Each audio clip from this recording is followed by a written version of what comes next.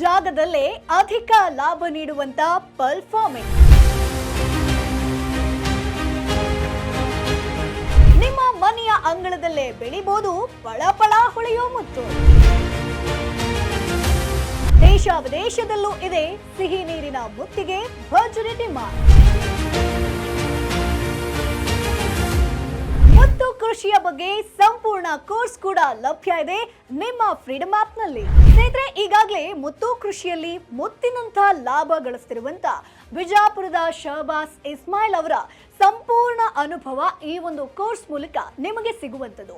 ಹೊಸದಾಗಿ pearl farming ಆರಂಭಿಸೋದಕ್ಕೆ ನೀವು in case ಯೋಚಿಸ್ತಾ ಇದ್ರೆ ಈ ಒಂದು ಕೋರ್ಸ್ ಮೂಲಕ ನಿಮ್ಮ ಮೊದಲ ಹೆಜ್ಜೆಯನ್ನ ನೀವು ಯಶಸ್ವಿಯಾಗಿ ಇಡಬಹುದು. ಮುತ್ತು ಕೃಷಿ ಮಾಡೋಕೆ ಬೇಕಾಗುವಂತ ಬಂಡವಾಳ, ಸ್ಥಳ, ಸಿಂಪಿ ಆಯ್ಕೆ, ರೋಗ ನಿರ್ವಹಣೆ, ಕಟಾವು ಹಾಗೆ ಮಾರುಕಟ್ಟೆ ಈ ಎಲ್ಲದರ ಮಾಹಿತಿ ಒಂದೇ ಕೋರ್ಸ್ ಮೂಲಕ ನಿಮಗೆ ಸಿಗುವಂತದ್ದು. ಅನುಭವಿ ರೈತ ಶಹಬಾಸ್ ರವರನ್ನ ನೇರವಾಗಿ ನೀವು ವಿಡಿಯೋ ಕಾಲ್ ಮುಖಾಂತರ ಸಂಪರ್ಕಿಸಬಹುದು. ನಿಮಗೆ ಬೇಕಾಗುವಂತ ಮಾಹಿತಿಯನ್ನ ನೀವು ಅಲ್ಲಿ ಆರಾಮ್ಸೆ ಪಡ್ಕೊಳ್ಬಹುದು.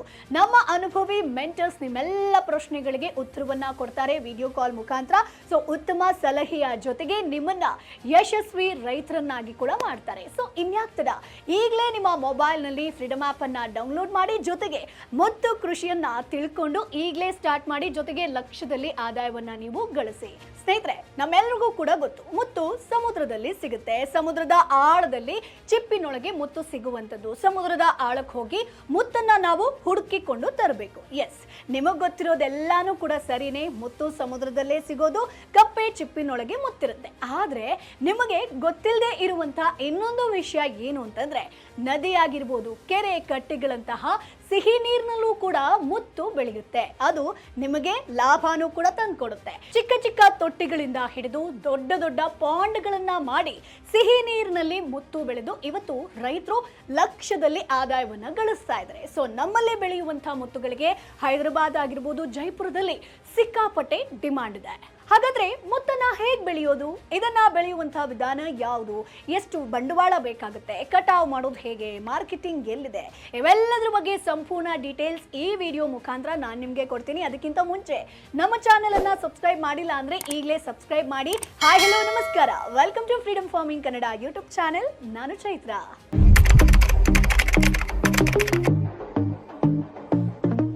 ಸ್ನೇಹಿತರೆ, ಒಡವೆ ಅಂತಂದ್ರೆ ಯಾರಿಗಿಷ್ಟ ಇಲ್ಲ ಹೇಳಿ? ಅದರಲ್ಲೂ ಕೂಡ ಹೆಣ್ಣು ಮಕ್ಕಳಿಗೆ ಚೂರು ಜಾಸ್ತಿನೇ ಇಷ್ಟ. ಪುಟ್ಟ ಪುಟ್ಟ ಮುತ್ತು ಪೋಣಿಸಿರುವಂತ ಸರ ಆಗಿರ್ಬೋದು, ಮುತ್ತಿನ ಓಲೆ ಆಗಿರ್ಬೋದು, ಮುತ್ತಿನ ಬಳೆ ಮುಗಿ ಬಿದ್ದು ಕೊಂಡ್ಕೊಳ್ತಾರೆ. ಅಷ್ಟೊಂದು ಮುತ್ತು ಸಮುದ್ರದಲ್ಲಿ ತರ್ತಾರ ಅಂತಂದ್ರೆ ಖಂಡಿತ ಇಲ್ಲ. ಈಗ ಮುತ್ತುಗಳನ್ನ ಮನೆಯಲ್ಲೇ ನಾವು ಬೆಳಿಬಹುದು. ಮುತ್ತು ಕೃಷಿಯನ್ನ ರೈತರು ಉಪಕಸುಬಾಗಿ ಮಾಡಿ ಲಾಭವನ್ನ ಗಳಿಸಬಹುದು. ಹೌದು, ದಿನದಲ್ಲಿ 1 ಗಂಟೆ ಇದ್ರ ಕಡೆ ಗಮನ ಕೊಟ್ರೆ ಸಾಕು, ಅದರ ಪಾಡಿಗೆ ಅದೇ ಬೆಳೆದು 1 ವರ್ಷದಲ್ಲಿ ಮುತ್ತು ಬೆಳೆದು ಮಾರಾಟಕ್ಕೆ ರೆಡಿ ಆಗುತ್ತೆ. ನಿಮ್ಗೆ ಆದಾಯವನ್ನ ಕೂಡ ಆ ಒಂದು ಮುತ್ತು ತಂದು ಕೊಡುತ್ತೆ. ಸೊ ಮುತ್ತು ಕೃಷಿ ಆರಂಭಿಸೋಕ್ಕೂ ಮುಂಚೆ ನೈಸರ್ಗಿಕವಾಗಿ ಮುತ್ತು ಹೇಗ್ ರೆಡಿ ಆಗುತ್ತೆ ಅನ್ನೋದ್ರ ಬಗ್ಗೆ ನೀವು ತಿಳ್ಕೊಳ್ಳೇಬೇಕು. ಸೊ ಆಯಿಸ್ಟರ್ ಅನ್ನೋ ಜೀವಿಯಲ್ಲಿ ಉತ್ಪತ್ತಿಯಾಗುವಂತ ರಾಸಾಯನಿಕದಿಂದ ಮುತ್ತು ಸೃಷ್ಟಿಯಾಗುವಂಥದ್ದು. ಸೊ ಜಗತ್ತಿನಲ್ಲಿ ಸುಮಾರು ನಾವು ನೋಡೋದಾದ್ರೆ 52 ಜಾತಿಯ ಆಯಿಸ್ಟರ್ಗಳಿದೆ. ಅದರಲ್ಲಿ ಸಿಹಿ ನೀರಿನಲ್ಲಿ ಮುತ್ತು ಬೆಳೆಯುವಂತಹ ಯೋಗ್ಯವಾಗಿರುವಂತಹ ಆಯಿಸ್ಟರ್ಗಳು ಅಂತಂದ್ರೆ ಸ್ಕ್ರೀನ್ ಮೇಲೆ ಡಿಸ್ಪ್ಲೇ ಆಗ್ತಾ ಇದೆ. ಇದು ಸಿಹಿ ನೀರಿನಲ್ಲಿ ನೀವು ಆರಾಮ್ಸೆ ಬೆಳಿಬಹುದು. ಸೊ ನದಿಗಳಲ್ಲಿ ಇವುಗಳನ್ನ ಹುಡುಕಿ ತಂದು ಅವುಗಳನ್ನ ಅಭಿವೃದ್ಧಿ ಪಡಿಸಿ ಮುತ್ತು ಕೃಷಿಯಲ್ಲಿ ನೀವು ಬಳಸ್ಕೊಳ್ಬಹುದು ಸ್ನೇಹಿತರೆ. ಸೊ ನಾವೆಲ್ಲ ಕಪ್ಪೆ ಚಿಪ್ಪುಗಳನ್ನ ನೋಡಿರ್ತೀವಿ. ಅಂಥದ್ದೇ ಕಪ್ಪೆ ಚಿಪ್ಪುಗಳಲ್ಲಿ ಈ ಮುತ್ತುಗಳು ಸೃಷ್ಟಿಯಾಗುವಂಥದ್ದು. ಸೊ ಈ ಒಂದು ಚಿಪ್ಪಿನ ಒಳಗೆ ಮುತ್ತು ಹೇಗೆ ಬರುತ್ತೆ ಅಂತ ನೀವು ಯೋಚಿಸ್ತಾ ಇರ್ಬೋದು. ಸೊ ನೈಸರ್ಗಿಕವಾಗಿ ನದಿಗಳಲ್ಲಿ ಅಥವಾ ಸಮುದ್ರದಲ್ಲಿ ಆಹಾರ ಸೇವಿಸೋಕೆ ಅಂತ ಆಯಿಸ್ಟರ್ ಚಿಪ್ಪಿನ ಬಾಯಿ ತೆಗೆದಾಗ ಆಕಸ್ಮಿಕವಾಗಿ ಅದರ ಒಳಗೆ ಹೋಗುವಂತಹ ಮರಳು ಅಥವಾ ಇನ್ಯಾವುದೋ ಹೊರಗಿನ ವಸ್ತುಗಳ ಮೇಲೆ ಸೊ ಆಯಿಸ್ಟರ್ ನಲ್ಲಿ ಉತ್ಪತ್ತಿಯಾಗುವಂತಹ ಕೆಮಿಕಲ್ ರಿಯಾಕ್ಟ್ ಆಗಿ ಹೊರಗಿನ ವಸ್ತು ಮುತ್ತಾಗಿ ಮಾರ್ಪಾಡಾಗುವಂಥದ್ದು. ಆದ್ರೆ ಮನೆಯಲ್ಲಿ ನಾವು ಮುತ್ತು ಕೃಷಿ ಮಾಡುವಾಗ ಹೊರಗಿನಿಂದ ಮ್ಯಾನ್ಯುವಲಿ ನ್ಯೂಕ್ಲಿಯಸ್ ಇಂಪ್ಲಾಂಟ್ ಮಾಡಬೇಕಾಗುತ್ತೆ. ಸೊ ಈ ಪ್ರೊಸೆಸ್ ಅನ್ನ ಗ್ರಾಫ್ಟಿಂಗ್ ಅಂತ ಕರೆಯುವಂಥದ್ದು. ಸೊ ಇದನ್ನ ನೀವೇ ಮಾಡಬೇಕಾಗುತ್ತೆ. ಹಾಗಾದ್ರೆ ಮುತ್ತುಗಳಲ್ಲಿ ಯಾವುದೆಲ್ಲ ವಿಧ ಇದೆ ಅಂತ ನೋಡೋದಾದ್ರೆ, ಒಂದು ಶೇಪ್ ಪರ್ಲ್ ಅಂತ ಕರಿತೀವಿ. ಅಂದ್ರೆ ರೌಂಡ್ ಆಗಿರ್ಬೋದು, ಓವಲ್ ಆಗಿರ್ಬೋದು, ಹಾರ್ಟ್ ಶೇಪ್ ಗಳಲ್ಲಿ ತಯಾರಾಗುವಂತ ಮುತ್ತುಗಳು. ಇನ್ನೊಂದು ಡಿಸೈನ್ ಪರ್ಲ್ ಅಂತ. ಸೊ ಫ್ಯಾನ್ಸಿ ಡಿಸೈನ್ ಅಂದ್ರೆ ದೇವರ ಚಿತ್ರಗಳಾಗಿರ್ಬೋದು ಅಥವಾ ಇನಿಷಿಯಲ್ಸ್ ಆಗಿರ್ಬೋದು, ಈ ರೀತಿ ತಯಾರಾಗುವಂತ ಮುತ್ತುಗಳಿಗೆ ಡಿಸೈನ್ ಪರ್ಲ್ ಅಂತ ಕರೀತಾರೆ. ಸೊ ಈ ಎರಡೂ ರೀತಿಯ ಮುತ್ತುಗಳನ್ನ ಬೆಳೆಯುವಂತಹ ವಿಧಾನ ಒಂದೇ ಇದ್ರೂ ಕೂಡ ನ್ಯೂಕ್ಲಿಯಸ್ ಅನ್ನ ಚಿಪ್ಪಿನೊಳಗೆ ಸೇರಿಸುವಾಗ ಸಣ್ಣ ಬದಲಾವಣೆ ನೀವು ಮಾಡಬೇಕಾಗತ್ತೆ. ಸೊ ಶೇಪ್ ಮುತ್ತುಗಳು ಬೇಕು ಅಂತಂದ್ರೆ ಅದಕ್ಕಂತಾನೆ ಸಪರೇಟ್ ನ್ಯೂಕ್ಲಿಯಸ್ಗಳು ನಿಮಗೆ ಮಾರುಕಟ್ಟೆಯಲ್ಲಿ ಸಿಗುತ್ತೆ. ಅವುಗಳನ್ನ ಚಿಪ್ಪಿನೊಳಗೆ ನೀವು ಪ್ಲಾಂಟ್ ಮಾಡಬೇಕಾಗತ್ತೆ. ಸೊ ಈ ಶೇಪ್ ಮುತ್ತುಗಳು ಬೆಳೆಯೋದಕ್ಕೆ ಸುಮಾರು ನಿಮಗೆ 18 ತಿಂಗಳು ಬೇಕಾಗತ್ತೆ. ಹಾಗೆ ಈ ರೀತಿಯ ಮುತ್ತುಗಳಿಗೆ ಮಾರುಕಟ್ಟೆಯಲ್ಲಿ ಒಳ್ಳೆಯ ಡಿಮಾಂಡ್ ಇರೋದ್ರಿಂದ ಏಜೆನ್ಸಿಗಳು ಬೈಬ್ಯಾಕ್ ಗ್ಯಾರಂಟಿಯನ್ನ ಕೂಡ ಕೊಡುವಂಥದ್ದು. ಸೊ ಒಳ್ಳೆಯ ಬೆಲೆ ಕೂಡ ಇರುವಂತದ್ರಿಂದ ಶೇಪ್ ಮುತ್ತುಗಳ ಬೆಲೆ ನಾವು ನೋಡೋದಾದ್ರೆ ಈಗ ಮಾರುಕಟ್ಟೆಯಲ್ಲಿ 120ರಿಂದ 150 ತನಕ ಇದೆ.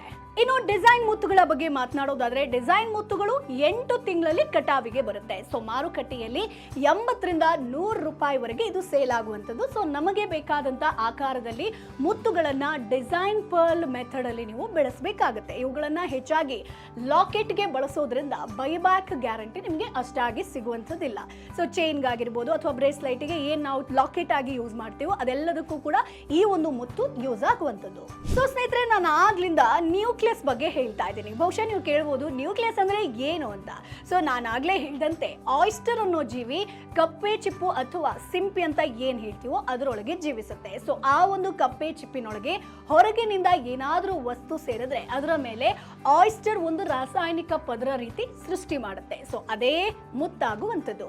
ಆದ್ರೆ ಮನೆಯಲ್ಲಿ ಮುತ್ತು ಕೃಷಿ ಮಾಡುವಾಗ ಮ್ಯಾನ್ಯುಯಲಿ ಚಿಪ್ಪಿನೊಳಗೆ ನೀವು ಹೊರಗಿನ ವಸ್ತುವನ್ನ ಇನ್ಪ್ಲಾಂಟ್ ಮಾಡಬೇಕಾಗತ್ತೆ, ಅಂದ್ರೆ ಇಂಜೆಕ್ಟ್ ಮಾಡಬೇಕಾಗತ್ತೆ. ಸೊ ಈ ಒಂದು ಇನ್ಪ್ಲಾಂಟ್ ಮಾಡುವಂತ ಹೊರಗಿನ ವಸ್ತುವನ್ನ ನ್ಯೂಕ್ಲಿಯಸ್ ಅಂತ ನಾವು ಕರೆಯುವಂಥದ್ದು. ಸೊ ನಮಗೆ ಬೇಕಾದಂತ ಕಸ್ಟಮೈಸ್ಡ್ ಆಗಿ ನೀವು ಮುತ್ತುಗಳನ್ನ ಕ್ರಿಯೇಟ್ ಮಾಡ್ಕೊಳ್ಬೇಕು. ಸೊ ಅದೇ ನ್ಯೂಕ್ಲಿಯಸ್ ಆಗಿ ಇಲ್ಲಿ ಇಂಪಾರ್ಟೆಂಟ್ ಆಗಿರುವಂಥದ್ದು.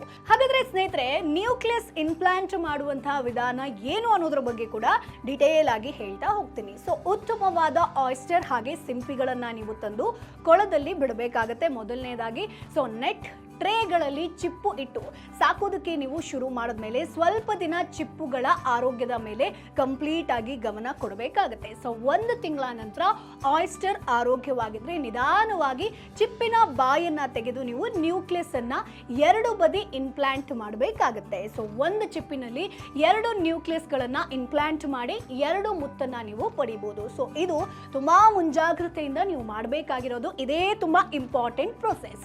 ಸೊ ನ್ಯೂಕ್ಲಿಯಸ್ ಇನ್ಪ್ಲಾಂಟ್ ಮಾಡಿದ್ಮೇಲೆ ಆಯಿಸ್ಟರ್ಗಳಿಗೆ ಜ್ವರ ಬರುವ ಸಾಧ್ಯತೆ ಇಲ್ಲಿ ಹೆಚ್ಚಿರುತ್ತೆ. ಆ ಸಮಯದಲ್ಲಿ ಅವುಗಳನ್ನ ಎಚ್ಚರವಾಗಿ ನೀವು ನೋಡ್ಕೊಳ್ಬೇಕಾಗತ್ತೆ. ಸೊ ಸತ್ತ ಆಯಿಸ್ಟರ್ಗಳನ್ನ ನೀರಿನಿಂದ ತೆಗೆದು ನೀವು ಬಿಸಾಡಬೇಕಾಗತ್ತೆ. ಸೊ ಚಿಪ್ಪಿನೊಳಗಿರುವಂತಹ ಜೀವಿ ಸತ್ತಿದ್ಯಾ ಬದುಕಿದ್ಯಾ ಅಂತ ಹೇಗೆ ಗೊತ್ತಾಗುತ್ತೆ ಅಂತಂದ್ರೆ ಸತ್ತ ಜೀವಿಯ ಒಂದು ಚಿಪ್ಪು ಬಾಯಿ ಬಿಟ್ಟಿರುತ್ತೆ. ಸೊ ಒಳಗಿನ ಜೀವಿ ಬದುಕಿದ್ರೆ ಅದರ ಚಿಪ್ಪು ಸಂಪೂರ್ಣ ಮುಚ್ಚಿದ ರೀತಿಯಲ್ಲಿರುತ್ತೆ. ಸೊ ಅವಾಗ ಮುತ್ತು ನಿಮ್ಗೆ ಕ್ರಿಯೇಟ್ ಆಗ್ತಿದೆ ಅಂತ ಅರ್ಥ. ಇನ್ ಕೇಸ್ ಚಿಪ್ಪು ಓಪನ್ ಆಗಿದೆ ಅಂತಂದ್ರೆ ಆ ಒಂದು ಜೀವಿ ಸತ್ತಿದೆ ಅನ್ನುವಂಥದ್ದು ನಿಮಗೆ ಗೊತ್ತಾಗಿರುತ್ತೆ. ಆಗ ಕೊಳದಿಂದ ಅವುಗಳನ್ನ ರಿಮೂವ್ ಮಾಡಬೇಕಾಗುತ್ತೆ.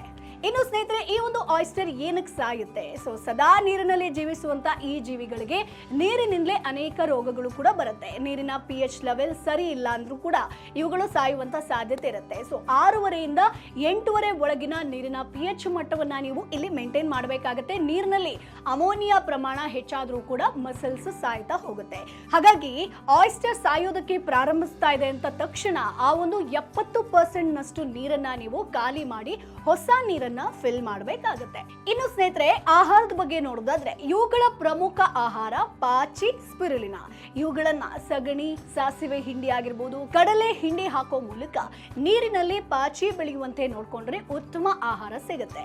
ಇನ್ನು ಬಂಡವಾಳ, ಮಾರುಕಟ್ಟೆ, ಲಾಭದ ಬಗ್ಗೆ ನಾವು ಮಾತನಾಡಲೇಬೇಕು. ಸೊ ಮುತ್ತು ಕೃಷಿ ಮಾಡೋದಕ್ಕೆ ನೀವು ಪ್ರಾರಂಭಿಸ್ತೀರಾ ಅಂತಂದ್ರೆ ಮೊದಲು ಅವುಗಳಿಗೆ ನೀವು ನೀರಿನ ಮೂಲವನ್ನ ರೆಡಿ ಮಾಡ್ಕೊಳ್ಬೇಕಾಗತ್ತೆ. ನೀರಿನ ವ್ಯವಸ್ಥೆ ಹೊಂದಿದ್ರೆ ಮುಂದೆ ಕಂಟಿನ್ಯೂ ಮಾಡಬಹುದು. ಸೊ ಚಿಕ್ಕ ಮಟ್ಟದಲ್ಲಿ ಸಾಕಾಣಿಕೆ ಮಾಡೋದಾದ್ರೆ ಪ್ಲಾಸ್ಟಿಕ್ ಬಕೆಟ್ ಬೇಕಾಗುತ್ತೆ, ಟಬ್, ನೀರಿನ ತೊಟ್ಟಿಗಳಲ್ಲಿ ನೀವು ಸಾಕಾಣಿಕೆ ಮಾಡಬಹುದು. ದೊಡ್ಡ ಪ್ರಮಾಣದಲ್ಲಿ ಮಾಡ್ತೀರಂತಂದ್ರೆ ನಿಮ್ಮ ಜಾಗದಲ್ಲಿ ಪಾಂಡ್ಗಳನ್ನ ನೀವು ರೆಡಿ ಮಾಡ್ಕೊಳ್ಬೇಕಾಗತ್ತೆ. ಸೊ ಮತ್ಸ್ಯೋದ್ಯಮಕ್ಕೆ ಉತ್ತೇಜನ ನೀಡುವಂತ ಉದ್ದೇಶದಿಂದ ಪರ್ಲ್ ಫಾರ್ಮಿಂಗ್ ಮಾಡೋರಿಗೆ ಪ್ರಧಾನಮಂತ್ರಿ ಮತ್ಸ್ಯ ಸಂಪದ ಯೋಜನೆಯಡಿಯಲ್ಲಿ 50% ಸಬ್ಸಿಡಿ ನಿಮಗೆ ಸಿಗುತ್ತೆ. ಇದರ ಸದುಪಯೋಗವನ್ನ ನೀವು ಪಡ್ಕೊಳ್ಬಹುದು. ಸೊ ಪಾಂಡ್ ನಿರ್ಮಾಣದ ನಂತರ 1 ವಾರಗಳ ಕಾಲ ನೀರನ್ನ ನೀವು ತುಂಬಿ ಬಿಡಬೇಕಾಗತ್ತೆ. ಸೊ 1 ವಾರದ ನಂತರ ಸಗಣಿ, ಸಾಸಿವೆ ಹಿಂಡಿಯನ್ನ ಕಲಸಿ ನೀರಿನಲ್ಲಿ ಕದಡಿ 1 ವಾರ ಬಿಟ್ರೆ ಪಾಚಿ ಬೆಳೆಯೋದಕ್ಕೆ ಶುರುವಾಗುತ್ತೆ. ಅಂದ್ರೆ ಅವುಗಳಿಗೆ ಇದು ಆಹಾರ.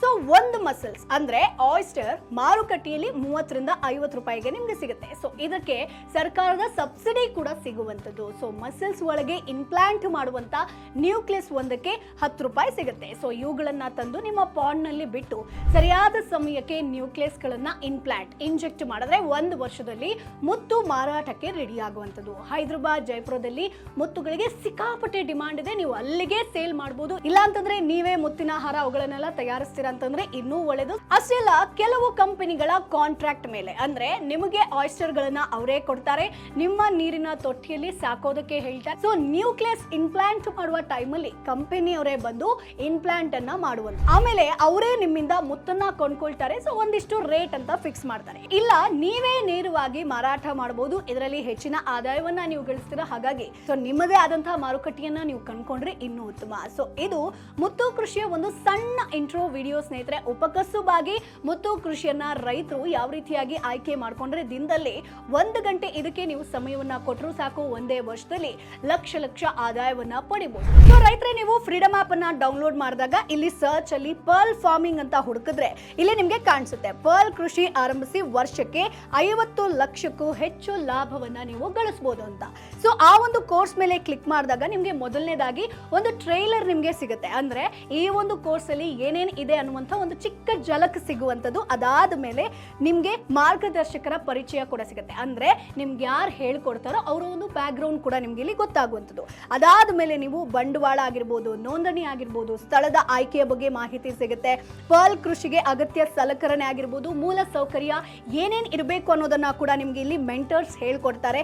ಜೊತೆಗೆ ಸಿಂಪಿ ಆಯ್ಕೆ ಆಗಿರ್ಬೋದು, ಸಂತಾನೋತ್ಪತ್ತಿ ಕೂಡ ಇನ್ ಡೀಟೇಲ್ ಆಗಿ ಇನ್ಫಾರ್ಮೇಶನ್ ಸಿಗುವಂಥದ್ದು. ಪರ್ಲ್ ಕೃಷಿಯ ನಿರ್ವಹಣೆ ಆಗಿರ್ಬೋದು, ರೋಗ ನಿಯಂತ್ರಣವನ್ನ ಯಾವ ರೀತಿಯಾಗಿ ಮಾಡಬೇಕು ಅನ್ನುವಂಥ ಒಂದು ಮಾಡ್ಯೂಲ್ ಕೂಡ ಇಲ್ಲಿ ನಿಮ್ಗೆ ಸಿಗುತ್ತೆ. ಅಷ್ಟೇ ಅಲ್ಲ, ಕಟಾವ್ ಆಗಿರ್ಬೋದು, ಮಾರ್ಕೆಟ್ ಅಂದ್ರೆ ಎಲ್ಲಿಗೆ ಸೇಲ್ ಮಾಡಬೇಕು ಅನ್ನೋದನ್ನ ಕೂಡ ಇಲ್ಲಿ ನಿಮ್ಗೆ ಮೆಂಟರ್ಸ್ ಇನ್ ಡೀಟೇಲ್ ಆಗಿ ತಿಳಿಸ್ಕೊಡ್ತಾರೆ. ಜೊತೆಗೆ ಪರ್ಲ್ ಕೃಷಿಯಲ್ಲಿ ಏನೇನ್ ಸವಾಲುಗಳು ಬರುತ್ತೆ ಅವೆಲ್ಲದರ ಬಗ್ಗೆ ಮಾಹಿತಿ ಕೂಡ ಸಿಗುತ್ತೆ. ಹಾಗಾಗಿ ಈಗಲೇ ಫ್ರೀಡಮ್ ಆಪ್ ಅನ್ನ ಡೌನ್ಲೋಡ್ ಮಾಡಿ ಈಸಿಯಾಗಿ ನೀವು 1 by 1 ಲೆಸನ್ ಅನ್ನ ಇಲ್ಲಿ ಕಲಿತಾ ಹೋಗ್ಬೋದು. ಅದಾದ್ಮೇಲೆ ನೀವು ಪರ್ಲ್ ಕೃಷಿಯನ್ನ ಆರಾಮ್ಸೆ ಸ್ಟಾರ್ಟ್ ಮಾಡಬಹುದು.